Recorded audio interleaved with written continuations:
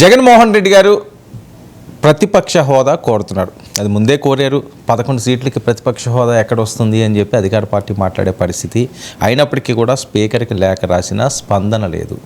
దీనిపై న్యాయస్థానంలో తేల్చుకోవడానికి మాజీ సిద్ధపడ్డారు. ఒక పక్క ఢిల్లీ టూరు, మరోవైపు ప్రతిపక్ష పాత్ర పోషించే విధంగా ఆయన ఇమ్మంటున్నారు. ప్రతిపక్ష అసలు ఉండే అవకాశం ఉందా? ఆయనకి ప్రతిపక్ష హోదా దక్కుతుందా? అసెంబ్లీలోని ఆ పాత్ర ఉందా? 11 స్థానాలకు పరిమితమైన వాళ్ళకి అంటే ఇందులో ఉన్న టెక్నికల్ అంశాలు చాలా ఉన్నాయి. కోర్టుకు ఈ అంశం మీద వెళ్ళడంలో ఉన్న జగన్మోహన్ రెడ్డి గారి ఆంతర్యం ఏంటి? ప్రొఫెసర్ నాగేశ్వర్ గారు లైవ్లో సిద్ధంగా ఉన్నారు. సుదీర్ఘంగా దీని మీద ఆయన చాలా అంశాలు గతంలో చర్చించడం అయింది, ఆన్ పేపర్ కూడా పెట్టడం జరిగింది. ప్రొఫెసర్ నాగేశ్వర్ గారిని అడుగుతూ ఉన్నాం ఇందులో ఉన్న టెక్నికల్ అంశాలు ఏంటంటే. నమస్తే నాగేశ్వర్ గారు. ఏంటి ప్రతిపక్ష పాత్ర పోషించే అవకాశం నాకు ఇవ్వాలి అన్నది జగన్మోహన్ రెడ్డి గారు మొన్న స్పీకర్కి తెలియజేశారు. అయితే అది సాధ్యం కాదు అని చెప్పి వాళ్ళు చెప్పకపోయినా సరే దాని అర్థం అదే, అది ఇచ్చే ఛాన్స్ అయితే మనకు కనిపించట్లేదు.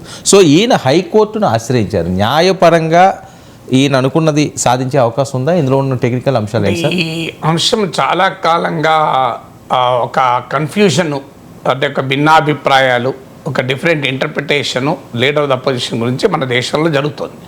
జగన్మోహన్ రెడ్డే కాదు ఇది. 2014లో 2019లో కాంగ్రెస్ పార్టీకి లోక్సభలో ఉన్న 543 మంది సభ్యుల్లో 10% లేకపోవడం వల్ల నరేంద్ర మోడీ ప్రభుత్వము కూడా ఇలాగే వాదించింది. అప్పుడు స్పీకర్ కూడా ఇవ్వలేదు. సో అప్పుడు ఒకసారి వచ్చింది. రెండవసారి జగన్మోహన్ రెడ్డి పాలనలోనే ఈ చర్చ వచ్చింది. ఇదే జగన్మోహన్ రెడ్డి ఇప్పుడు లీడర్ ఆఫ్ ద అపోజిషన్ 10% లేకపోయినా నాకు లీడర్ ఆఫ్ ద అపోజిషన్ ఎందుకు ఇవ్వరు అని స్పీకర్ని అడిగి ఇప్పుడు హైకోర్టు కూడా వెళ్ళిన జగన్మోహన్ రెడ్డి ఆ రోజు ఏమన్నాడు అసెంబ్లీలో, అది మనకు అంతటా సోషల్ మీడియాలో దొరుకుతుంది. నేను చిటికేస్తే మీ దగ్గర ఉన్న ఎమ్మెల్యేలు ఇటువైపు వస్తారు, మీకు అప్పుడు 10% కూడా ఉండదు, leader of the opposition status పోతుంది అన్నాడు. ఎందుకంటే అప్పుడు చంద్రబాబు నాయుడు టీడీపీకి 23 మంది, ఆల్రెడీ 3 వెళ్ళిపోయారు, 20 అయ్యారు. అందువల్ల నిజంగా చిటికేస్తే అది ఆటోమేటిక్గా 18 కన్నా లోపలికి వచ్చేది. 18 కన్నా లోపలికి వస్తే లీడర్ పోస్తుందని జగన్మోహన్ రెడ్డి చెప్పాడు. వేరేటోళ్ళు చెప్పింది కాదు ఇది. అంటే ఆయన అధికారంలో ఉన్నప్పుడు ఈ 10% రూల్ చెప్పాడు. ఆయన ప్రతిపక్షంలో ఉండే వరకు 10% రూల్ ఎక్కడుంది అని అంటారు. అందువల్ల ఇది 3 సందర్భాలు చెప్పాను. నాకు ఇంకా గుర్తులేదు ఎన్ని సందర్భాలు వచ్చిందో. సో ఈ 3 సందర్భాలు వచ్చింది. ఢిల్లీలో స్పీకరు బీజేపీకి 3 సభ్యులు ఉన్నప్పుడు కూడా 70 మంది ఉన్న స్ట్రెంత్లో 3కి ఉన్నా కూడా ప్రధాన ప్రతిపక్ష నేత హోదా ఇచ్చారు. సో అందువల్ల ఇప్పుడు ఢిల్లీలో 10% లేకపోయినా 70 మెంబర్స్ ఉంటే 3 ఉన్నా అక్కడ Aam Aadmi Party speaker LOP status ఇచ్చారు. పార్లమెంట్లో రాహుల్ గాంధీకి ఇవ్వలేదు. సో ఇప్పుడు ఆంధ్రప్రదేశ్ అసెంబ్లీలో జగన్మోహన్ రెడ్డే 10% వాదన పెట్టాడు అధికారంలో ఉన్నప్పుడు. ఇప్పుడు జగన్మోహన్ రెడ్డి ప్రతిపక్ష నేతగా అడిగితే తెలుగుదేశం అధికారంలో ఉన్న సమయంలో స్పీకర్ దాదాపు నో అంటున్నట్టే లెక్క. మరి ఇది ఎప్పుడు ఎక్కడ తేలాలి? ఇన్ని రకాల ఇంటర్ప్రిటేషన్ ఉన్నప్పుడు. అందువల్ల ఇవాళ ఎవరు అధికారం ఉన్నప్పుడు ఒక రకంగా మాట్లాడతారు, ప్రతిపక్షం నుండి ఒక రకంగా మాట్లాడతారు. సమస్య ఏంటంటే నాగేశ్వర్ లాంటి వాళ్ళు ఎప్పుడైనా ఒకటే మాట్లాడతారు. ఒకటే మాట్లాడడానికి ట్రోల్స్కు రుచించదు. ఇదే జగన్మోహన్ రెడ్డి చిటికేసినప్పుడు ఏమన్నారు వైసీపీ వాళ్ళు? 10% ఉండాలి కదా అన్నారు. అప్పుడు నేను ఇదే వాదించాను, 10% అవసరం లేదయ్యా అంటే నా మీద మీరు చంద్రబాబు నాయుడు ఏజెంట్లు, మీరు పేటీఎం బ్యాచ్ చంద్రబాబు నాయుడు అని విమర్శించారు. రాహుల్ గాంధీకి 10% లేదని ఇవ్వనప్పుడు నేను మళ్ళీ అన్నాను ఇవ్వాల్సిందే అని. అప్పుడేమన్నారు? నువ్వు కాంగ్రెస్ మనిషివి అన్నారు. నువ్వు కాంగ్రెస్ మనిషివి అని చెప్పారు. ఇప్పుడు జగన్మోహన్ రెడ్డి అడుగుతున్నప్పుడు నేను మళ్ళీ అదే చెప్తున్నా, నేనేం మారలే. మళ్ళీ ఇప్పుడు అదే 10% అనేది చట్టంలో లేదు, అది కరెక్ట్ కాదా రూలు అని నేను అంటుంటే మళ్ళీ ఏమంటున్నారు ఇప్పుడు? నువ్వు జగన్మోహన్ రెడ్డికి పేటీఎం అంటాను అంటే నేను Rahul Gandhi Paytm, Chandrababu Naidu Paytm, Jaganmohan Reddy Paytm అంటే పేటీఎంలకే పేటీఎం. నేను ఏం చెప్పాలి? అందువల్ల ఇది ఎక్కడో కదా తేలాలి కదా, కోర్టులో తేలాలి. కోర్టులో తేలినా ఒప్పుకుంటారా? అది ఇష్టం. కోర్టు ఒపీనియన్తో మనం డిఫర్ కావచ్చు కూడా, అధికారం కూడా ఉంటుంది. బట్ అల్టిమేట్గా లా ఆఫ్ ద ల్యాండ్ కదా, it has to be settled at the law of the land. So court ఒపీనియన్తో నువ్వు భిన్నాభిప్రాయం ఉన్నా అల్టిమేట్గా దట్ ఈస్ ద ఫైనాలిటీ. మన దేశంలో రాజ్యాంగము చట్టాలకు భాష్యం చెప్పే అధికారం కాన్స్టిట్యూషనల్ కోర్ట్స్ అయిన హైకోర్టుకు ఉంది. రేపు అది కావాలంటే మళ్ళీ సుప్రీంకోర్టుకు పోతే సుప్రీం కోర్టు చెప్పిందే final, that is the law of the land, you to obey it కదా. సో అందువల్ల నేను చాలా సంతోషపడతాను, ఎందుకంటే ఫైనల్గా దీనికి ఎక్కడో చోట the interpretation should stop. So ఎందుకు అంటే ఈ కన్ఫ్యూజన్ ఉంది కదా. సో అందువల్ల డెఫినెట్గా జగన్మోహన్ రెడ్డి హైకోర్టుకు పోవడాన్ని మనం ఆహ్వానించాలి, ఎందుకంటే ఇది శాసనసభ వేదిక మీద తేలదు. ఎందుకు తేలదు అంటే శాసనసభ వేదికలో ఎంత చెప్పినా స్పీకర్ ఒక పార్టీ నాయకుడు. సో అందువల్ల జగన్మోహన్ రెడ్డి ఓడిపోయాడు కానీ చచ్చిపోలేదన్న అయ్యన్న పాత్రుడు స్పీకర్ చైర్లో కూర్చొని ఇంకో రకంగా బిహేవ్ చేస్తాడని నమ్మగలమా? ప్రాక్టికల్గా సాధ్యం కాదు అది. సో నీకు తమ్మినేని సీతారాం రోజు వైఎస్ఆర్ కాంగ్రెస్ పార్టీ సభ్యుల కన్నా కూడా ఆ అంబటి రాంబాబు కన్నా లేకుంటే కొడాలి నాన్నతో పోటీపడి మాట్లాడి చంద్రబాబు నాయుడు పట్ల అవహేళనతో మాట్లాడిన స్పీకరు చంద్రబాబు నాయుడు పట్ల ఇంకో భిన్నంగా ఉంటాడని మనం అనుకోగలమా? అందువల్ల శాసనసభలో ఇవి తేలదు, పార్లమెంట్లో తేలేదు.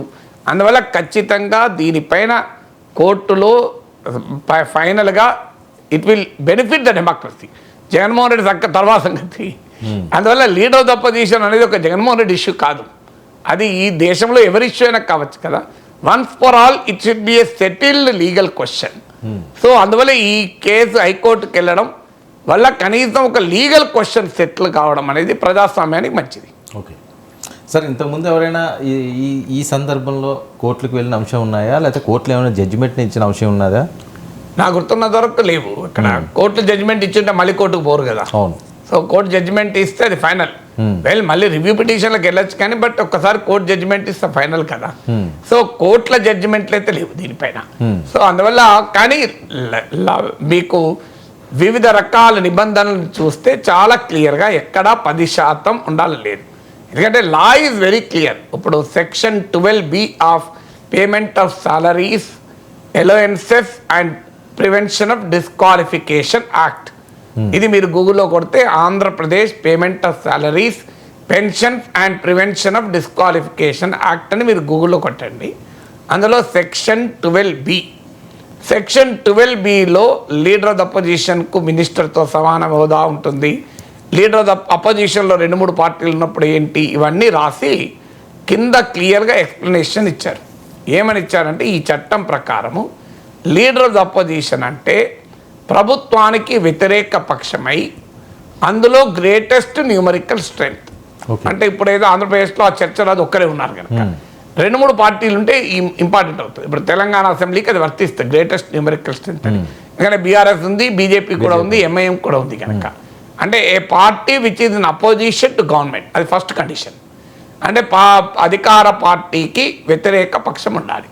రెండవది అలాంటి వ్యతిరేక పక్షానికి మిగతా పక్షాలతో పోలిస్తే గ్రేటెస్ట్ న్యూమరికల్ స్ట్రెంగ్త్ ఉండాలి. ఇది పాయింట్ 1. పాయింట్ 2, స్పీకరు ఆ గుర్తింపు ఇవ్వాలి. డెఫినెట్గా స్పీకర్ గుర్తింపు ఇవ్వాలి, అందులో అనుమానం లేదు. సో ఇది ఆటోమేటిక్గా వచ్చేది కాదు. సో ఇదేదో హక్కు రాదు. ఇప్పుడు కోర్టు జడ్జిమెంట్ ఇస్తే హక్కు అవుతుంది. యాజ్ ఆఫ్ నౌ స్పీకర్ అయితే ఇవ్వాలి. స్పీకర్ గుర్తింపు ఇవ్వాలి కనుక స్పీకర్ గుర్తింపు ఇవ్వనప్పుడు మరి కోర్టులో ఛాలెంజ్ చేయొచ్చా అనేది ఒక క్వశ్చన్ వస్తుంది. ఎందుకంటే శాసనసభ వ్యవహారాల్లో కోర్టులు జోక్యం చేసుకోకూడదు. ఇది రాజ్యాంగంలోని సెపరేషన్ ఆఫ్ పవర్స్, అధికారాల విభజన సూత్రం. Separation of powers form part of the basic structure of the constitution, రాజ్యాంగ మౌలిక స్వరూపంలో భాగం. కేశవానంద భారతి కేసులో సుప్రీంకోర్టు ఇచ్చిన తీర్పు, the basic structure of the constitution cannot even be amended by the parliament. అంటే రాజ్యాంగ మౌలిక స్వరూపాన్ని మార్చే అధికారం పార్లమెంటుకు కూడా లేదు. అందువల్ల స్పీకర్ దాంట్లో జోక్యం చేసుకోవచ్చా అని ఎవరికైనా అనుమానం రావచ్చు. కానీ సుప్రీంకోర్టు అనేక తీర్పుల్లో చెప్పింది ఏంటంటే సబ్స్టాన్షియల్ కేస్ ఆఫ్ ఇల్లీగాలిటీ ఉంటే ఖచ్చితంగా కోర్టులు జోక్యం చేసుకోవచ్చు. బట్ స్పీకర్ నిర్ణయం తీసుకున్నాకనే, స్పీకర్ నిర్ణయం తీసుకోకముందు జోక్యం చేసుకునే అవకాశం లేదు. అది మీకు ఈ ఎమ్మెల్యేల ఫిరాయింపుల విషయంలో ఇటీవల Supreme Court Meghachandra Singh Keisham Meghachandra Singh versus speaker of the Manipur legislative assembly case para 30లో సో క్లియర్గా ఏం చెప్పిందంటే స్పీకర్ ఇండెఫినెట్గా తన నిర్ణయం చెప్పుకుంటూ ఉండకూడదు, రీజనబుల్ టైంలో చెప్పాలి. 3 నెలలు రీజనబుల్, 3 మంత్స్లో స్పీకర్ డిసిషన్ చెప్పాలి అని అందులో క్లియర్గా జడ్జిమెంట్ ఇచ్చారు. అయితే దానిపైన భిన్నాభిప్రాయాలు ఉన్నాయి. ఎందుకంటే ఇది 3 సభ్యుల ధర్మాసనం చెప్పింది. అంతకుముందు కియోటో హొలాన్ కేసులో 5 సభ్యుల ధర్మాసనం speaker decision is a finality అని చెప్పారు. స్పీకర్ నిర్ణయమే యాంటీ డిఫెక్షన్ లాలో ఇక దానికి తిరుగులేంది అని చెప్పారు. అందువల్ల స్పీకర్ నిర్ణయం చెప్పేదాకా ఇప్పుడున్న లీగల్ పొజిషన్ అయితే సాధారణంగా స్పీకర్ డిసిషన్ చెప్పేదాకా కోర్టులు జోక్యం చేసుకో. మరి జగన్మోహన్ రెడ్డికి స్పీకర్ ఆఫీసు నీకు లీడర్ ఆఫ్ ద అపోజిషన్ ఇవ్వము అని రాశారో లేదో నాకు తెలియదు. ఒకవేళ రాయకపోతే అదొక హడిల్. ఒకవేళ స్పీకర్ నుంచి రిప్లై రాకముందు కోర్టుకు వస్తే కోర్టు ఏమంటుంది, let the speaker take a decision అంటారు. సో కోర్టు బహుశా ఎంటర్టైన్ చేయం. కానీ మరి స్పీకర్ లేదు, కోర్టు కనుక in its own wisdom speaker కూడా మీ అభిప్రాయం చెప్పండి అని అడగచ్చు.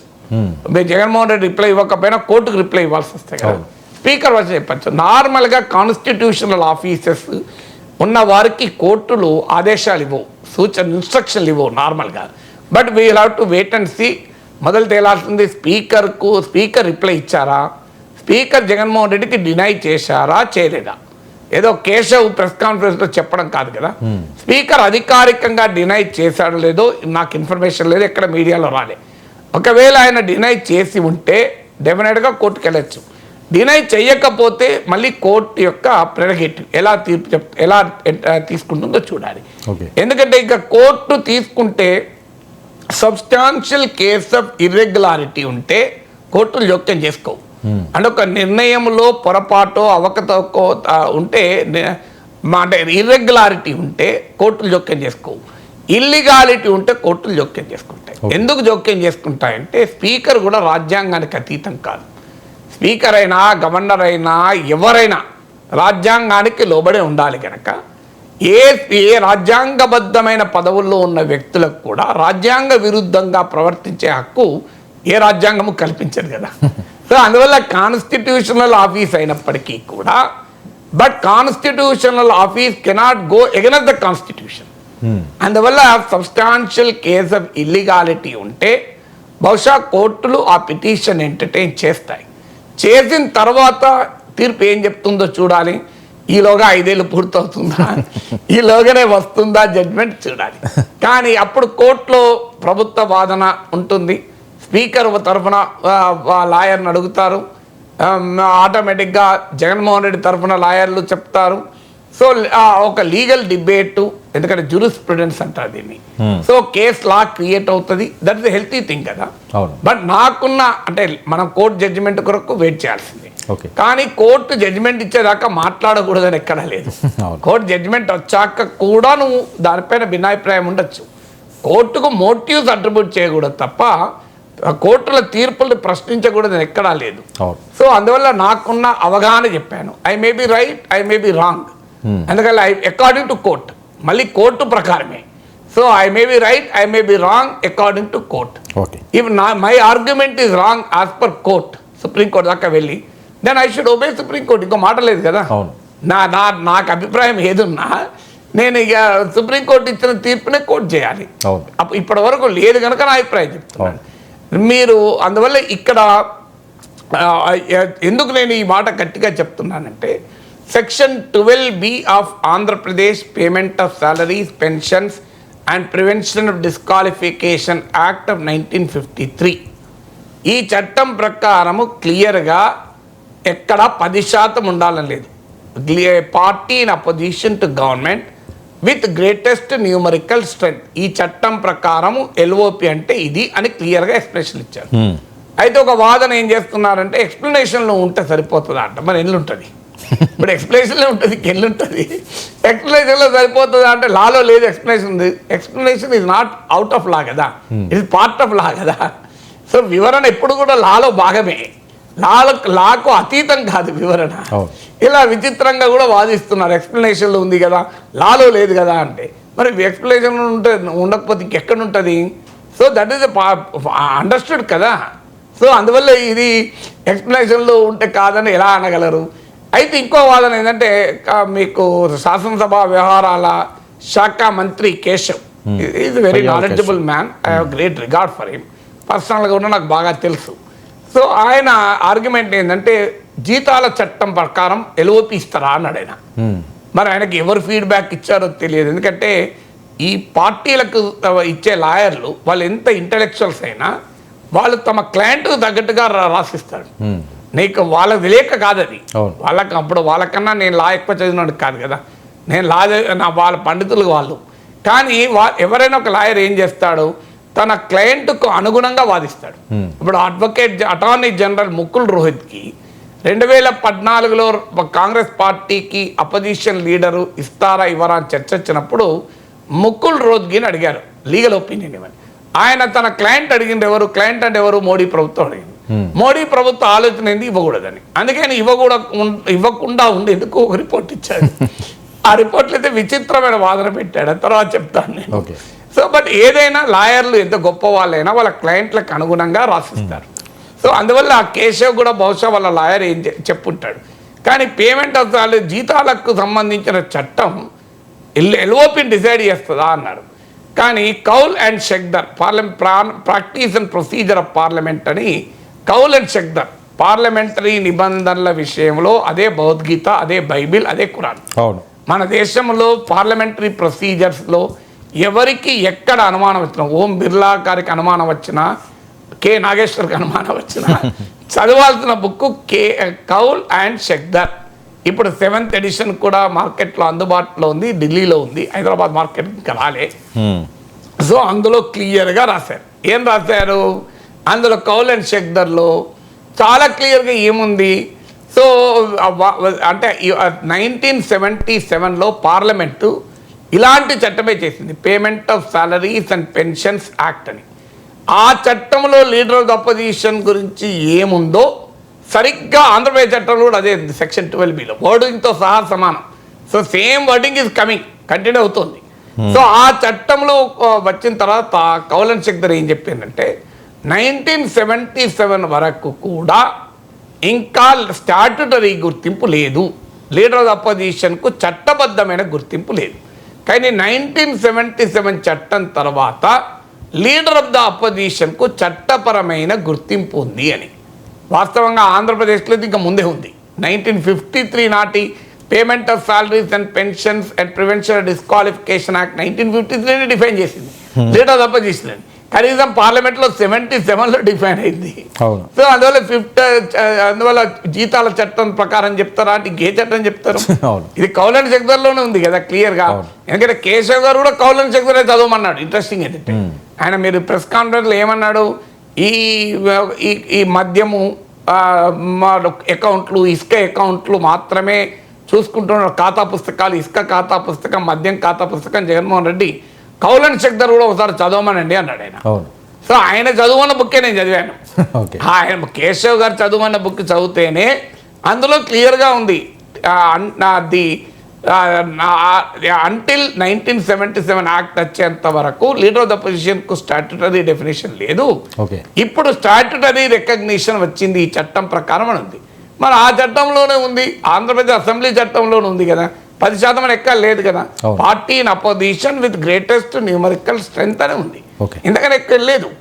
మరి వీళ్ళు ఎందుకు వాదిస్తున్నారు ఇట్లా అంటే 1950sలో మౌలంకర్ లోక్సభ ఫస్ట్ స్పీకర్ ఇచ్చిన డైరెక్షన్స్ను వీళ్ళు ఆధారంగా చేసుకుని మాట్లాడుతున్నారు. Direction 121 of Lok Sabha speaker directions అంటారు అది. సో ఆ స్పీకర్ డైరెక్షన్ 121 ప్రకారం అంటున్నారు. కానీ speaker direction for 121 leader of the opposition గురించి కాదు. అది దేని గురించి అంటే పార్లమెంటరీ పార్టీ, పార్లమెంటరీ గ్రూప్, ఈ రెండింటి మధ్య డిమార్కేషన్ కొరకు ఆ డైరెక్షన్ ఇచ్చారు. అంటే పార్లమెంట్లో 10% కోరం అంటే కోరంకు 10% సభ సమావేశం కావాలంటే కనీస సభ్యుల సంఖ్యను కోరం అంటారు. 10% కోరం గనక ఒక పార్టీగా గుర్తింపు పొందాలంటే 10% ఉండాలి. 10% లేకపోతే గ్రూప్గా గుర్తిస్తామన్నారు. అది దేని కొరకు? Speaker direction 121 not for leader of the opposition.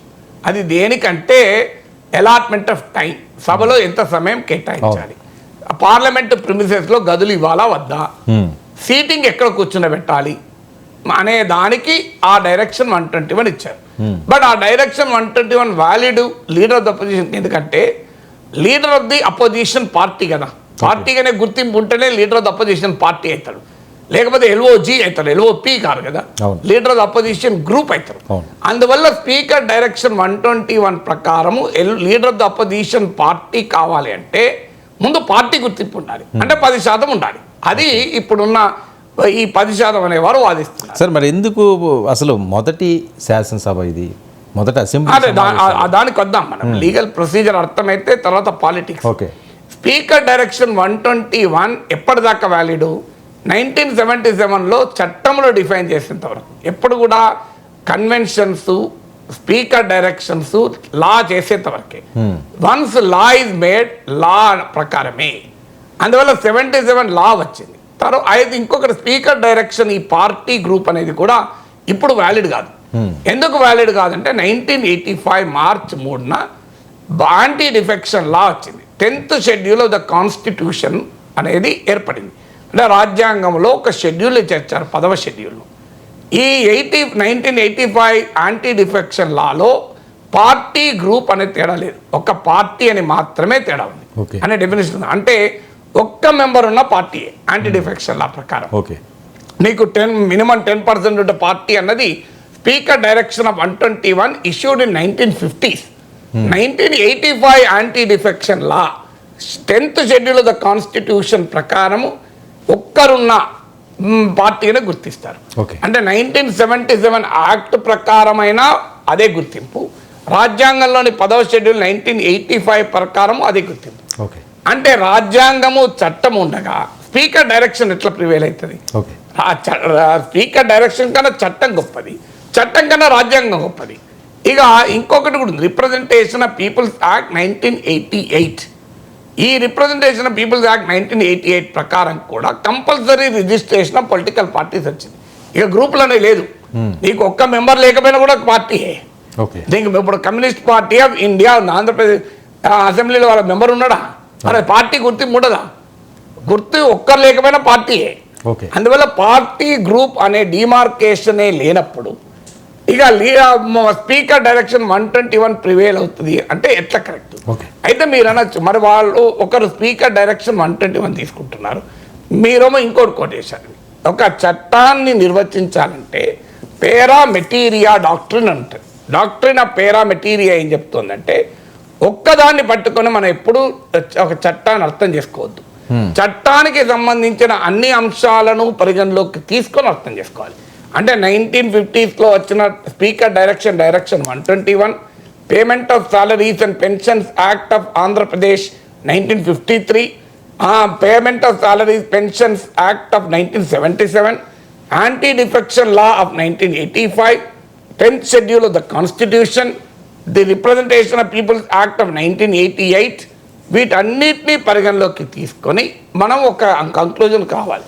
అందువల్ల పారామెటీరియా అనే డాక్ట్రిన్ ప్రకారం ఒక చట్టాన్ని అర్థం చేసుకోవడానికి నేను ఓన్లీ స్పీకర్ డైరెక్షన్ 121 ఫాలో అవుతా, ఆ తర్వాత వచ్చిన దేన్ని నేను ఫాలో గాను, ఇగ్నోర్ గాను. లోక్సభ ఫస్ట్ స్పీకర్ చెప్పిన దానికన్నా గొప్ప ఉంటుందా, మౌలంకర్ చెప్పిన దానికన్నా గొప్ప ఉంటుందా అంటే that doesn't stand the legal scrutiny. అందుకే నేను చెప్పేది, నేను ఇప్పుడు ఇన్ని వివరాలు చెప్పాను మీకు. ఇవన్నీ రైట్ ఫైనల్గా ఎవరు చెప్పాలి? నాగేశ్వర్ చెప్తే ఫైనల్ కాదు కదా, అల్టిమేట్గా కోర్టే చెప్పాలి. జగన్మోహన్ రెడ్డి చెప్పిన ఫైనల్ కాదు, నాగేశ్వర్ చెప్పిన ఫైనల్ కాదు, కేశవ్ చెప్పిన ఫైనల్ కాదు. ఇక జగన్మోహన్ రెడ్డి ఏమున్నది, ఆయన అధికారంలో ఉన్నప్పుడు ఇందుకు పూర్తి భిన్నంగా వాదించాడు, ఆయన ప్రతిపక్షంలో ఉన్నప్పుడు ఇలా వాదిస్తాడు. సో అందువల్ల అది నాగేశ్వర్కి అది కాదు. నాగేశ్వర్కు జగన్ ఏమన్నాడు, చంద్రబాబు ఏమన్నాడు, రాహుల్ గాంధీ ఏమన్నాడు, మోడీ ఏమన్నాడుతో సంబంధం లేదు. రాజ్యాంగం ఏం చెప్పింది, చట్టం ఏం చెప్తుంది, దాంట్లో ఉన్నాయే నేను చెప్తాను. అందువల్ల లెట్ us see కోర్టు ఏం చెప్తుందో. సరే, సింపుల్గా స్ట్రైట్గా అసలు మొదటి అసెంబ్లీ సభలకి ఎంత ఇంపార్టెంట్, వీళ్ళు ఏవో బిల్లులు పాస్ చేసుకుంటారు, ఆయన నిలబడాల్సిన అవసరం ఉంది. ఇలాంటి టైంలో అంత అవసరం లేని ఢిల్లీకి వెళ్ళి ఆయన ధర్నాలు చేస్తాను, ఇది చేస్తానని చెప్పి ఈరోజు కోర్టుకి వెళ్ళిన ఈ వ్యక్తి ఈరోజు ప్రతిపక్ష హోదా నాకు కావాలి అని డిమాండ్ చేయడంలో హర్షిస్తారా ఈ అంశాన్ని? అంటే రాజకీయంగా హర్షిస్తారా లేదా అని ప్రజల నిర్ణయం. కానీ రాజ్యాంగ రీత్యా క్లారిటీ అడగడంలో తప్పలేదు కదా. అంటే ఈ టైంలో పొలిటికల్ గా ఏంటి అనేది మీరు క్వశ్చన్. ఫండమెంటల్ గా జగన్మోహన్ రెడ్డి అసెంబ్లీ వదిలేసి ఢిల్లీకి వెళ్ళడమే తప్పు. నేను అది మా ఉదయం కూడా చెప్పాను. సో ఢిల్లీకి వెళ్ళడం, అసెంబ్లీలో కొట్లాడాలి, అవమానాలను అసెంబ్లీలోనే భరించాలి. అసెంబ్లీలో అందువల్ల ఆయన అసెంబ్లీ వదిలేసి ఢిల్లీకి పోవడం కరెక్ట్ కాదు. కోర్టుకు వెళ్తున్నాడు కరెక్టే, స్పీకర్ రాసేది కరెక్టే, కానీ సభకే రాకుండా లీడర్ ఆఫ్ అపోజిషన్ అడగడం ఏంటి? నువ్వు సభకు రాకుండా సభ ప్రోటోకాల్ పాటించకుండా నాకు లీడర్ ఆఫ్ అపోజిషన్ ఇస్తేనే వస్తా అంటే అదేట్లా నేను చాక్లెట్ ఇస్తేనే హోంవర్క్ చేస్తా అని పిలవాలన్నట్టుంటుంది. నీకు చాక్లెట్ ఇస్తేనే హోంవర్క్ చేస్తాను ఎట్లా అంటారు? హోంవర్క్ చేయనందుకు ఆనందంతో తండ్రో తల్లో చాక్లెట్ ఇస్తుంది. కానీ లేదు నాకు చాక్లెట్ ఇస్తేనే హోంవర్క్ చేస్తా, లేకపోతే హోంవర్క్ చెయ్య అంటే అది ఎలా కరెక్ట్ అవుతుంది? లేదు కనీసం చాక్లెట్ పక్క పెట్టు, కార్టూన్ షో పెట్టు టీవీలో, ఆ షో చూసుకుంటేనే నేను అన్నం తింటా, లేదా ఆ షో చూసుకుంటేనే హోంవర్క్ చేస్తా అని పిల్లలు అంటారు. అలా అంటే ఎట్లా? నీకు అందువల్ల మొదలు స్పీకర్ ఎన్నిక జరిగింది. స్పీకర్ ఎన్నిక అప్పుడు లీడర్ ఆఫ్ ద అపోజిషన్ అడిగే వ్యక్తి స్పీకర్ ఎన్నికలు ఉండకూడదా? మీరు రాహుల్ గాంధీ లేడా? ఓ స్పీకర్ పైన పోటీ కూడా పెట్టారు ఇండియా కూటమి కె సురేష్ అనే కాంగ్రెస్ ఎంపీని ఓం బిర్లా పైన పోటీ పెట్టారు. బట్ స్టిల్ ఓం బిర్లా స్పీకర్గా ఎన్నికయ్యాక రాహుల్ గాంధీ కూడా వెళ్ళి మోడీకి కరచాలనం చేసి స్పీకర్ కుర్చీలో కూర్చుండబెట్టి గౌరవించారు. మీకు మా బ్రిటిష్ పార్లమెంట్లో రిషి సునక్ మీకు కొత్త గవర్నమెంట్ వచ్చాక ఆయన లీడర్ ఆఫ్ అపోజిషన్గా 5 నిమిషాలు ఉపన్యాసం ఉంది, అద్భుతంగా ఉంది. ఆయన ఏమన్నాడు? స్పీకర్ మీ పట్ల మా విశ్వాసాన్ని వ్యక్తం చేస్తున్నాం, కానీ ప్రతిపక్షంగా మా బాధ్యత నిర్వర్తించడంలో మీరు మాకు న్యాయం చేయాలి అని అడిగాడు. అది కదా చేయాల్సింది. లీడర్ ఆఫ్ అపోజిషన్గా నీవు నీ పాత్ర పోషించకుండా నాకు లీడర్ ఆఫ్ అపోజిషన్ కావాలి అంటే హోదాలనేది కమాండ్ చేస్తే రావు, డిమాండ్ చేస్తే రావు. హోదాలనేది నీ ప్రవర్తన ద్వారా రావాలి. అందువల్ల డెఫినెట్గా it is not something to demand or command. నీకు సహజంగా రావాలి. నువ్వు టీచర్ అయ్యావు కనుక నీకు దండం పెడతారు ఆ పిల్లలు. నువ్వు మంచి టీచర్ అయితే నీకు వద్దన దండం పెడతారు. సో అల్టిమేట్గా నువ్వు మంచి టీచర్వా చెడ్డ టీచర్వా అన్న దానిపై దండం పెడతారు తప్ప నీకు ఉద్యోగం నువ్వు టీచర్ అని ఎప్పుడుతోనే మీరు ఉపాధ్యాయుల నమస్కారం అండి నేను వాడు అన్నాడు అంటారా? ఇప్పుడు నేను ఉస్మాన్ సిటీలో టీచర్, నాకేం బెస్ట్ టీచర్ అవార్డు ఎన్నడూ రాలే, నేను ఎన్నడూ అప్లై కూడా చేయలే, బట్ నాకు గుర్తింపు లేదు ఇవాళ. అంటే నాకు బెస్ట్ టీచర్ అవార్డు వచ్చిందనే గుర్తింపు ఉంటుంది, లేకపోతే ఉండదు అంటే ఎట్లా? బెస్ట్ టీచర్ అవార్డు నాకు రాలే, ఎన్నడూ రాలే. నేను 40 ఏళ్ళు యూనివర్సిటీలో ప్రొఫెసర్గా ఉన్నా, నియర్లీ 88 అంటే 36 ఏళ్ళు ప్రొఫెసర్గా ఉన్నా, నాకు ఎన్నడూ బెస్ట్ టీచర్ అవార్డు రాలే. ఎందుకంటే నేను ఎన్నడూ అప్లై చేయలే, ఎందుకంటే నాకు అప్లై చేయడానికి ఇష్టం లేక అప్లై చేయలే అని చెప్తే నేను బెస్ట్ టీచర్ కాదా? మరి నాకు ఎన్నడూ ఒక జర్నలిజంలో ఒక అవార్డు రాలే. మరి నన్ను లక్షల మంది చూస్తాను కదా దేశంలో, జర్నలిజంలో అవార్డు వస్తేనే లక్షల మంది చూస్తారా? అందువల్ల మన గుర్తింపు అనేది మన మన మన పని వల్ల అవుతుంది. టెక్నికల్గా స్ట్రాటజీగా అడగచ్చు, కానీ లీడర్ ఆఫ్ ద అపోజిషన్ అడిగే వ్యక్తి నేను అసెంబ్లీ జరుగుతుంటే నేను ఢిల్లీకి పోతా, నేను స్పీకర్ ఎన్నిక జరుగుతుంటే నేను పులివెందులోకి పోతా అనడం పొలిటికల్గా మారల్గా కరెక్ట్ కాదు. లీగల్గా ఈ హ్యాజ్ అ రైట్. నేను ఇప్పటికీ చెప్తున్నా, జగన్మోహన్ రెడ్డి అది right to go to court. అయినా ఎవరైనా కోర్టుకు పోయేది కాదు. ఒక పౌరునికి కోర్టుకు వెళ్ళడం అనేది that is a constitutional remedy is guaranteed by the constitution of India. నాకు గుర్తున్నంత వరకు subject to correction article 32, it is a article 32 ప్రకారం కాన్స్టిట్యూషననల్ రెమెడీ. సో ఎవరైనా తన హక్కులకు భంగం వాటిల్లింది అన్నప్పుడు కోర్టుకు వెళ్తారు. కోర్టుకు వెళ్ళే హక్కు రాజ్యాంగం కల్పిస్తుంది. కానీ పాలిటిక్స్, ఎథిక్స్, మొరాలిటీ ఏం చెప్తుందంటే నీ హక్కును డిమాండ్ చేసే ముందు నీ బాధ్యతను పాటించు. నీ బాధ్యతను పాటించకుండా హక్కులు డిమాండ్ చేస్తావా, లీగల్గా నీకు హక్కు ఉంటుంది.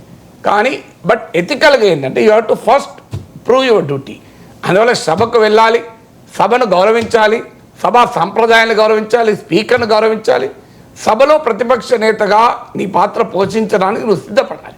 స్టేటస్తో సంబంధం ఏంటి? ఓకే, ఇప్పుడు నీకు స్టేటస్ వస్తుంది, సుప్రీంకోర్టు కూడా పోతావు.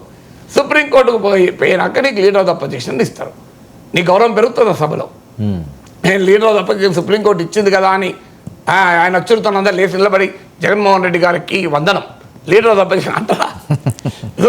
అల్టిమేట్గా నీ గౌరవం అనేది పాలిటిక్సే నిర్ణయిస్తుంది, లా నిర్ణయించదు. సో అందువల్ల leader of the opposition supreme court ఇచ్చిన ఆ జడ్జిమెంట్ పట్టుకొని నువ్వు అసెంబ్లీకి పోయినా నేను అనటోళ్ళు అనకుండా ఉండరు కదా. నేను అనటోళ్ళు ఎందుకంటారంటే పాలిటిక్స్, నాతో సంబంధం వెళ్ళేది అది. సో అందువల్ల అయితే బహుశా ఒక వాదన ఏంటంటే నాకు సుప్రీంకోర్టు జడ్జిమెంట్ వచ్చేదాకా నేను అసెంబ్లీకి పోను అని అనడానికి ఏమన్నా ఆస్కారం ఉంటుంది. కానీ అది జనం హర్షించారు. సుప్రీంకోర్టు తీర్పుకు ఇప్పుడు లీడర్ ఆఫ్ అపోజిషన్ అయిన వాళ్ళే అసెంబ్లీకి పోతారు, లీడర్ ఆఫ్ కానడు పోతారు లేదు అసెంబ్లీకి. లీడర్ ఆఫ్ అపోజిషన్ 11 మందిలో ఒక్కరికే కదా, మరి మిగతా 10 మంది పోతారు కదా అసెంబ్లీకి. ఇప్పుడు వాళ్ళు కూడా ఢిల్లీలో ఉన్నారు. అసెంబ్లీకి పోవడానికి నీకు లీడర్ ఆఫ్ అపోజిషన్ స్టేటస్తో సంబంధం లేదు. అయితే ఒక కారణం వెతుక్కోవడానికి ఏమైనా చేస్తున్నారా అనేది ఒక అనుమానం. ఎందుకంటే సుప్రీంకోర్టు దాకా పోతుంది, హైకోర్టు పోవాలి, హైకోర్టు తీర్పు చెప్పాలి, సుప్రీంకోర్టు పోవాలి, సుప్రీంకోర్టు తీర్పు తేవాలి, తేలేది కాదు. అప్పటికి జగన్మోహన్ రెడ్డికి అది వర్తిస్తుంది అనుకోని ఇంకెవరికైనా ఉపయోగపడుతుంది. ఎందుకంటే ఎస్ఆర్ బొమ్మాయి కేసులో జరిగింది అదే. చాలా చారిత్రాత్మక ఆర్టికల్ 356 ఎస్ఆర్ బొమ్మాయి కేసులో ఎస్ఆర్ బొమ్మాయిని తొలగించడం తప్పని కోర్టు చెప్పింది. కానీ అప్పటికి ఎస్ఆర్ బొమ్మాయి అయిపోయింది, ఇంకో ప్రభుత్వం వచ్చేసి ఎన్నికలే ఎస్ఆర్ బొమ్మాయికి ఉపయోగపడలే. అందుకే అప్పుడు కోర్టు ఏమన్నదంటే ఇక నెక్స్ట్ టైం నుంచి తీర్పు వచ్చేంత దాకా అసెంబ్లీ డిజాల్వ్ కావద్దని చెప్పింది. అది ఎన్ని సంవత్సరాలు అందువల్ల డిజాల్వ్ కావద్దని చెప్పింది.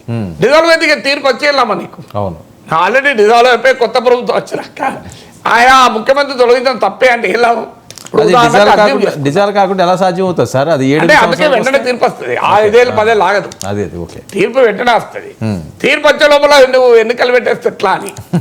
అందువల్ల ఇప్పుడు కూడా ఉదాహరణకు జగన్మోహన్ రెడ్డి 5 ఏళ్ల తర్వాత తీర్పు వచ్చింది అనుకో, 2035లో 36లో లేదంటే 29లో వస్తే ఏ లాభం? బిఫోర్ రావాలి కదా. బట్ అదే కోర్టు తీర్పు బహుశా రావచ్చు. ఎందుకంటే ఇది ఇంపార్టెంట్ కాన్స్టిట్యూషనల్ క్వశ్చన్ కనుక కోర్టులు దీనికి ప్రియారిటీ ఇస్తాయి, ఇచ్చి దాన్ని టేకప్ చేస్తాయి. ఎందుకంటే this has to B settle. కానీ సెటిల్ గా నేను ఇప్పుడు యాంటీ డిఫెక్షన్ లా ఉంది సార్. ఇందులో ఏమైనా దాని మీద ఇప్పటికి కూడా ఫైనాలిటీ కావాలి. ఓకే సార్, ఇందులో ఏమైనా ఉప ముఖ్యమంత్రి పాత్ర ఉండే అవకాశం ఉంటుందా? ఎందుకంటే ప్రతిపక్షాలను కూడా మనం జాగ్రత్తతో చూడాలి, మనకు మంచి మ్యాండేటరీ ఇచ్చారు, ఒక మంచి పాలన చేద్దామని చెప్తున్నారు కదా. సరే ప్రతిపక్ష హోదా ఇవ్వండి అని చెప్పి ఈయన ఏమన్నా మాట్లాడి ఇప్పటి వరకు వారి వర్షన్ ఏం తెలియదు. కానీ అంటే పవన్ కళ్యాణ్ కూడా విమర్శించినట్టున్నారు. కానీ ప్రతిపక్ష హోదా ఇవ్వాలి ఇవ్వద్దు అనే దాంట్లో జనసేన అధికారికంగా అభిప్రాయం చెప్పిందని అనుకో. బట్ ఆ కూటమిలో ఉన్నప్పుడు ఖచ్చితంగా జనసేన చెప్పే భిన్నమైన ఒపీనియన్ తీసుకొని హక్కు ఉంటుంది కదా. ఇప్పుడు కూటమిలో ఉన్న ప్రతి పార్టీ ఒకే రకమైన అభిప్రాయంతో ఉండాలని లేదు, భిన్నమైన అభిప్రాయాలతో ఉండొచ్చు. సో ఒకవేళ పవన్ కళ్యాణ్ గనక భిన్నమైన అభిప్రాయాన్ని వ్యక్తం చేస్తే that is unhealthy democratic principle తప్పనలేదు. కానీ అది బయటికి వ్యక్తం చేసి కూటమిని దెబ్బతీస్తే పని చేయకూడదు కదా. అందువల్ల కూటమి లోపల ఆయన ఏం అభిప్రాయం చెప్పాడో మనకు తెలియదు. బట్ లీగల్గా అయితే ప్రభుత్వం కౌంటర్ అడిగినప్పుడు ప్రభుత్వం తరఫున చెప్తారు, ముఖ్యమంత్రి తరఫున ఉప ముఖ్యమంత్రి తరఫున చెప్పరు. అంటే ఇప్పుడు జగన్మోహన్ రెడ్డి కోర్టుకు వెళ్ళాడు కనుక అనివార్యంగా కోర్టు స్పీకర్ ఒపీనియన్ అడుగుతుంది.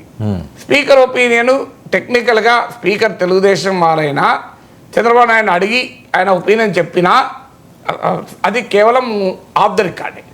ఆన్ రికార్డ్ అయితే స్పీకర్ అభిప్రాయమే. స్పీకర్తో పాటు ప్రభుత్వాన్ని కూడా ఒక రెస్పాండెంట్ చేస్తే, ప్రభుత్వ అభిప్రాయం కూడా అడిగితే ప్రభుత్వం ఏం చెప్తుందో చూడాలి. స్పీకర్కే పరిమితమైంది అనుకోండి, అసలు ప్రభుత్వం అభిప్రాయం చెప్పాల్సిన అవసరమే రాదు. ఎందుకంటే కేశవ్ ప్రెస్ కాన్ఫరెన్స్లో ఆ మాట ఉన్నాడు, మాకే సంబంధం అని. స్పీకర్ నిర్ణయం చెప్తారు, మాకే సంబంధం అన్నాడు. కానీ మా అభిప్రాయం చెప్తున్నాం అన్నాడు. అందువల్ల కోర్టుకు ప్రభుత్వ అభిప్రాయం కోర్టు అడగకపోతే చెప్పాల్సిన అవసరం లేదు. అప్పుడు పవన్ కళ్యాణ్ అభిప్రాయం ఏంటంటే చర్చ రాదు కదా. సో కోర్టు కనుక ప్రభుత్వ ఒపీనియన్ కూడా అడిగితే అడ్వకేట్ జనరల్ను, మీరు మీ రాష్ట్ర ప్రభుత్వ అభిప్రాయం కూడా ఏంటి దీని విషయంలో అని, అప్పుడు రాష్ట్ర ప్రభుత్వం తన అభిప్రాయం చెప్పాలి. చెప్పినప్పుడు అది కూటమి అభిప్రాయం అవుతుంది. చంద్రబాబు నాయుడు అభిప్రాయం, పవన్ కళ్యాణ్ అభిప్రాయం ఉండదు కదా.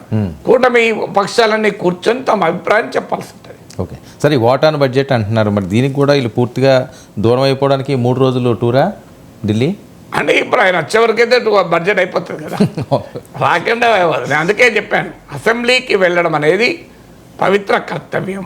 అందులో లీడర్ ఆఫ్ ద అపోజిషన్ కోరుకునే వ్యక్తికి ఇంకా ముఖ్యం. సో నా లీడర్ ఆఫ్ ద అపోజిషన్ ఇప్పుడు స్కూల్ హెడ్ మాస్టర్, నువ్వు మ్యాథమెటిక్స్ ఫిజికల్ సైన్సెస్ రెండిట్లోని క్వాలిఫికేషన్ ఉంది. హెడ్ మాస్టర్ నువ్వు మ్యాథ్సే చెప్పాలి, ఫిజికల్ సైన్స్ నువ్వు ఎలిజిబుల్ కాదు అంటాడు. లేదు నేను ఎలిజిబుల్ అని చెప్పి పై అధికారులకు పిటిషన్ ఇస్తాడు. కానీ ఎన్నడూ స్కూల్కి రాలేదనుకో, నువ్వు ఎలిజిబుల్ అయితే నువ్వు మ్యాథమెటిక్స్ చెప్పడానికే స్కూల్కి రావు. ఇక ఫిజికల్ సైన్సెస్ కూడా కావాలని అడిగితే లాభం ఏంటి అంటానా. అందువల్ల Jaganmohan Reddy in his own interest అసెంబ్లీకి రావాలి. అసెంబ్లీకి వెళ్ళినప్పుడే హైకోర్టులో కేసుకు బలం పెరుగుతుంది. లేకుంటే హైకోర్టులో కేసు వాదించవచ్చు కానీ పొలిటికల్గా వీక్ అవుతుంది, లీగల్గా వీక్ ఏం కాదు. ఆయన అసెంబ్లీకి వస్తాడా రాడా అన్న దాన్ని బట్టి కోర్టు తీర్పులు చెప్పవు. కోర్టు ఒక కాన్స్టిట్యూషనల్ లీగల్ పొజిషన్ చెప్తుంది. కోర్టు అయినా నాగేశ్వర అయినా జగన్మోహన్ రెడ్డి దృష్టిలో పెట్టుకొని చెప్పదు. కోర్టు రాజ్యాంగము చట్టము ఏం చెప్తుందో చెప్పదు. ఆ జగన్మోహన్ రెడ్డికి వర్తించదు కదా, ఎవరికైనా వర్తిస్తారు. ఒకసారి హైకోర్టు తీర్పు చెప్పింది అనుకోండి, రేపు సుప్రీంకోర్టు పోయింది అనుకోండి, సుప్రీంకోర్టు తీర్పు చెప్తే జగన్మోహన్ రెడ్డికి వర్తించదు, అది దేశమంతా వర్తిస్తుంది. It is not refer to supreme court in సుప్రీంకోర్టులో తీర్పు వస్తే దీనిపైన జగన్మోహన్ రెడ్డికి మాత్రమే న్యాయం జరగదు, జగన్మోహన్ రెడ్డి మాత్రమే న్యాయం జరగకుండా ఉండదు. This will settle A important political question. ఎందుకంటే యాంటీ డిఫెక్షన్ లా పార్టీకి గ్రూప్కు మధ్య ఏ తేడా లేదు అని చెప్పింది. So leader of the opposition అన్న దానికి సంబంధిత చట్టాలు ఇప్పుడు ఒక వాదన కూడా ఉంది. 1977 చట్టానికి కూడా సవరణ చేయాల్సి ఉండే, అది చేయలేదు కదా అని.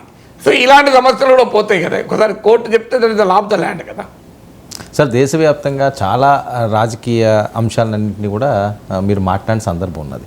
ఇప్పుడు ఆంధ్రప్రదేశ్లో జరుగుతున్న ఈ అంశం, జగన్మోహన్ రెడ్డి గారు 11 సీట్లకే పరిమితం అవడం 151 నుంచి, ఈయన తీసుకుంటున్న స్టెప్స్, ఇది ఎవరిచ్చే సలహాలు అంటారు సార్? రాష్ట్రపతి పాలన పెట్టమని, అక్కడ బడ్జెట్ ప్రవేశపెట్టే టైంలో ఢిల్లీ వెళ్ళి నేను ధర్నా చేస్తానని, ప్రతిపక్ష హోదా నాకు ఇచ్చి తీరాలి అని చెప్పి కోర్టుకి వెళ్ళడం అన్నది, ఆయన సలహాదారులు ఆయనకు ఉంటారు కదా. ఆయన రాజకీయ సలహాదారులు ఉంటారు, ఆయనకు లీగల్ అడ్వైస్. ఇవన్నీ కూడా అపహాస్యం అయ్యే విధంగా మాట్లాడుకుంటున్నారు. మనకు అపహాస్యం, ఆయనకు హాస్యం, ఆయన మంచి న్యాయమే అనిపిస్తుందేమో. అంటే ట్రోల్స్ కూడా విపరీతంగా అంటే వస్తాయి. తప్పే, నేను క్లియర్గా చెప్తున్నా కదా. రాష్ట్రపతి పాలన విధించడం అని అడగడం రాజ్యాంగ విరుద్ధము, రాజకీయంగా కూడా అన్యాయము.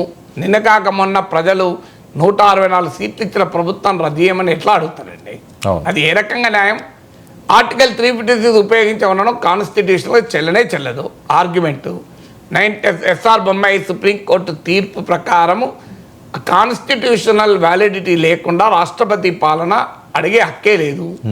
అది లా అండ్ ఆర్డర్ ప్రాబ్లం పైన రాష్ట్రపతి పాలన అడుగుతున్నాడు. లా అండ్ ఆర్డర్ అని ఎక్కడా రాజ్యాంగంలో ఆర్టికల్ 356 లేదు. మీరు ఒకసారి article 356 in constitution of India అని కొట్టడం వస్తుంది. దీనిపైన మీరు ఆర్టికల్ 356 మీద బోర్డు తీర్పు, ఎస్ఆర్ బొమ్మాయి జడ్జిమెంట్ అని ఉంటుంది, చాలా బల్కీ జడ్జిమెంట్, హిస్టారిక్ జడ్జిమెంట్.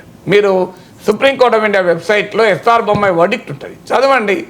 అందులో ఎక్కడ కూడా మీకు లా అండ్ ఆర్డర్ అని లేదు. Break down of constitutional machinery. అందువల్ల ఇది సెటిల్డ్ క్వశ్చన్ ఇన్ లా. రాష్ట్రపతి పాలన ఎట్లా అడుగుతాడు, ఏ బేసిస్ మీద అడుగుతాడు?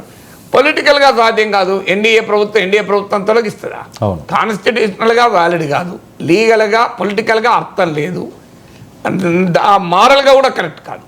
అంటే 164 సీట్లు ఇచ్చిన ప్రభుత్వాన్ని అర్జెంటుగా తొలగించండి అంటే ఎలా ధర్మం అవుతుంది, న్యాయం అవుతుంది? ధర్మము కాదు, న్యాయము కాదు, రాజ్యాంగబద్ధము కాదు, రాజకీయంగా కూడా తెలివైన పని కాదు. అందువల్ల మీరు అన్నట్టు రాష్ట్రపతి పాలన అడగడం అనేది రాంగ్ అడ్వైస్. అసలు నన్ను అడిగితే లీడర్ ఆఫ్ ద అపోజిషన్ కొరకు స్పీకర్కు లెటర్ రాయడం కూడా తప్పే అంటే ఏం తేడా వస్తుంది? ఓకే, ఇప్పుడు కోర్టుకు వెళ్ళడాన్ని నేను ఎందుకు స్వాగతించానంటే, ఒక కాన్స్టిట్యూషన్ పైన, లా పైన ఉన్న ఒక అవగాహనలో ఉన్న భిన్నత్వం పోతుందని. జగన్మోహన్ రెడ్డి కోసం కాదు నేను చెప్పింది అది. అది నేను ఉదాహరణ కూడా చెప్పాను మీకు. 2014లో 2019లో వచ్చింది అని. అప్పుడు 2014లో ముకుల్ రోత్గి ఒక వివరణ ఇచ్చాడు గవర్నమెంట్కు. ఆయన ఒక విచిత్రమైన వివరణ ఇచ్చాడు. ఆయన ఏమంటాడంటే, ఆర్టీఐ యాక్టు, సివిసి యాక్టు, ఈ 2 చట్టాల్లో లీడర్ ఆఫ్ ద అపోజిషన్ లేనప్పుడు ఏం చేయాలని రాస్తుంది. అంటే అర్థం ఏంటి? లీడర్ ఆఫ్ ద అపోజిషన్ లేని పరిస్థితి కూడా ఉంటుంది కదా. అంటే లేని పరిస్థితి అంటే ఏంటిది? 10% లోపే కదా అని ఆయన ఇంటర్ప్రిటేషన్ తీశాడు. లీడర్ ఆఫ్ ద అపోజిషన్ లేని పరిస్థితి 10%తో సంబంధం లేదు. ఎందుకంటే ఈ చట్టంలో క్లియర్గా ఉన్నది అంటే స్పీకర్ గుర్తించాలి. స్పీకర్ గుర్తించడం వల్ల ఆలస్యమైంది అనుకో, లీడర్ ఆఫ్ ద అపోజిషన్ ఉండడు కదా. స్పీకర్ గుర్తించలేదు అనుకోండి, స్పీకర్ ఇవ్వాలి కదా రికగ్నిషన్, అల్టిమేట్గా స్పీకర్ ఇవ్వాలి. స్పీకర్ ఇవ్వలేదు అనుకోండి, ఖాళీ ఉంటుంది లీడర్ ఆఫ్ ద అపోజిషన్. ఖాళీ ఉండడం బట్టి 10% అని నిర్వచనం కాదు. ఖాళీ ఏ సందర్భంలో ఉండొచ్చు. అది ఉండకూడదని ఏముంది ఖాళీ. సో అందువల్ల స్పీకర్ గుర్తించకపోతే ఖాళీగానే ఉంటుంది. ఆయన అందుకొరకు ఆయన ఆ చట్టంలో చెప్పారు లీడర్ ఆఫ్ ద అపోజిషన్ లేనప్పుడు ఏం చేయాలి అని. దాన్ని పట్టుకొని 10% కదా అంటాడు. అసలు ఎందుకంటే ముకుల్ రోత్గి ఇది గ్రేట్ లీగల్ లూమినరీ, కానీ ఆయన ఎవరికి ఇస్తున్నాడు సలహా? తన క్లయింట్ ఇస్తున్నాడు. తన క్లయింట్ కోరిక ఏంటి? 10% లేదు కనుక కాంగ్రెస్కి ఇవ్వద్దు, రాహుల్ గాంధీకి ఇవ్వద్దు అని కోరిక. రాహుల్ గాంధీ కాదు అప్పుడు అధీర్ రంజన్ చౌదరి అనుకో, బహుశా లీడర్ ఆఫ్ అపోజిషన్ ఇస్తా అంటే రాహుల్ గాంధీ అయ్యేవాడేమో. సో అందువల్ల కాంగ్రెస్కి ఇవ్వద్దు అనేది అప్పటి ప్రభుత్వ వాదన. ఆ ప్రభుత్వ వాదనను సమర్థించే లీగల్ అడ్వైజ్ ముకుల్ రోత్కి ఇచ్చాడు. జగన్మోహన్ రెడ్డి కూడా ఇండిపెండెంట్గా ఉన్న వాళ్ళని అడిగితే వేరే రకం ఉంటుంది. ఆయన రుచించేటువంటి సలహాలు ఇచ్చే వాళ్ళనే అడుగుతారు రాజకీయ నాయకులు. అందువల్ల ఆయన ఇప్పుడు లేకుంటే రాష్ట్రపతి పాలన ఎలా అడుగుతాడు? నాలంటాన్ని అడిగితే దాన్ని మించిన తప్పు ఇంకోట్లేదంట. అలాగే అసలు ఎల్ఓపి కూడా అడగాల్సిన అవసరం లేదు. ఎందుకు అంటే నీకు నిజంగా రేపు సుప్రీంకోర్టు ఇస్తుంది. How does it make a difference అంట. అసెంబ్లీలో నీకు వ్యవహరించే తీరులో ఏం మార్పు వస్తుంది? ఏం మార్పు రాదు. నీకు ఏమైనా వస్తే ఒక మంత్రి క్యాబినెట్ ర్యాంక్ వస్తుంది, ప్రోటోకాల్ ఉంటుంది, 4 సెక్రటరీలు ఉంటారు, ఇంతే తప్ప నీకు ఇంకా తేడా ఏముంటుంది? సభలో నీకు తేడా రాదు. సభలో నువ్వు లీడర్ ఆఫ్ అపోజిషన్ అయినా కాకపోయినా 164 మంది సభ్యులు ఉన్న పార్టీ కూటమి ఏమనుకుంటే అదే జరుగుతుంది. That is the fact of life కదా. అందువల్ల లీడర్ ఆఫ్ అపోజిషన్ కొరకు లేఖ రాయడమే తప్పు. బట్ స్టిల్ ఆయన రాయడం వల్ల కనీసం ఒక అంశంలో క్లారిటీ వస్తుంది. లీగల్ కోర్టు మైండ్ అర్థమవుతుంది. కాన్స్టిట్యూషన్ పైన ఒక ఫైనల్ భాష్యం చెప్తుంది కనుక నేను స్వాగతించాను. కానీ జగన్మోహన్ రెడ్డి అడ్వైజ్ అడిగితే నన్ను అసలు అడగనే నువ్వు లేఖ రాయద్దంట. నేను లేఖ రాయడం వల్ల ఉపయోగం ఏమున్నది? లేఖ రాసినాక చర్చ వస్తే నేను రాజ్యాంగం చట్టం చెప్పిన తప్ప లేఖ రాయడం కరెక్ట్ అని ఎప్పుడూ లేదు. నేను అప్పుడు కూడా మొదటి నుంచి కూడా అదే బాధ. లేఖ రాయడం వల్ల ఉపయోగం లేదు, అసెంబ్లీకి రాకపోవడం వల్ల ఉపయోగం లేదు, అసెంబ్లీ వదిలే ఢిల్లీకి పోవడం ఏంటి? సో అందువల్ల ఇవన్నీ పొలిటికల్గా రాంగ్ డిసిషన్స్. బట్ ఆయన అడ్వైజర్ రైట్ అనొచ్చు.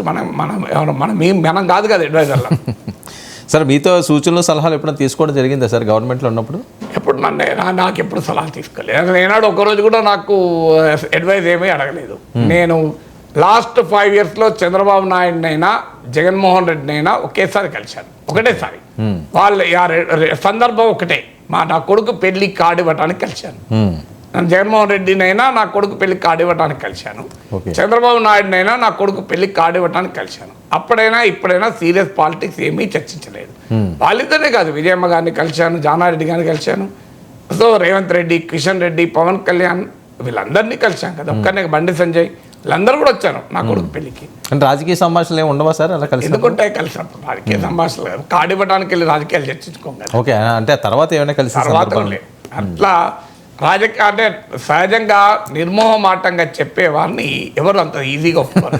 అవును, ఎందుకంటే వాళ్ళకు అనుకూలంగా చెప్పేవాళ్ళు కావాలి. సో అడ్వైజర్గా ఎప్పుడు ఉంటారంటే వాళ్ళకు అనుకూలంగా చెప్పేవాళ్ళు.